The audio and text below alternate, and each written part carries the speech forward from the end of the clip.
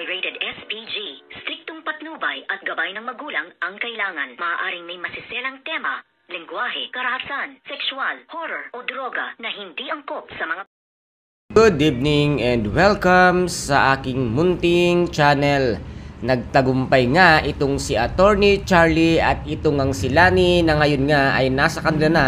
ang De La Costa Food Corporation at ngayon ay ninanamnam na nitong ang si Lani ang maupo dito nga sa upuan nitong dating CEO ng De La Costa Food Corporation at ngayon ay gulat na nga itong bruhang si Joanna dahil sa kanyang natuklasan at nalaman na ngayon nga ay si attorney na at si Lani ang tunay na nagmamay-ari ngayon ng De La Costa Food Corporation dahil sila nga ang bumili nito at pinano talaga nila ang lahat para nga maagaw at maangkin ito at dito nga lahat na sinabi ni Lani ang katotohanan at ang kanilang plano para nga maagaw at makuha nila ang De La Costa Food Corporation at ngayon nga ay kawawa at luhaan ito ngang si Joanna sa kanyang biglang paglagapak at ngayon nga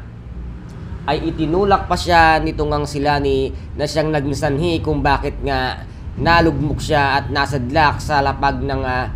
sahig na ngayon nga ay sinabi ni Lani na wala ka nang magagawa, kami na ang nagmamay-ari at wala ka nang karapatan dito sa De La Costa Food Corporation na ngayon nga ay kaawa-awang si Joanna wala na siyang magagawa at wala na rin siyang matatakbuhan dahil mismong si Lola Aurea ay ipinagtabuyan na rin siya at itinakwil na siya bilang kapamilya nito ngang si Lola Aurea. Kaya ngayon ay kawawang kawawa at lagapak na lagapak, bagsak na bagsak ito ngang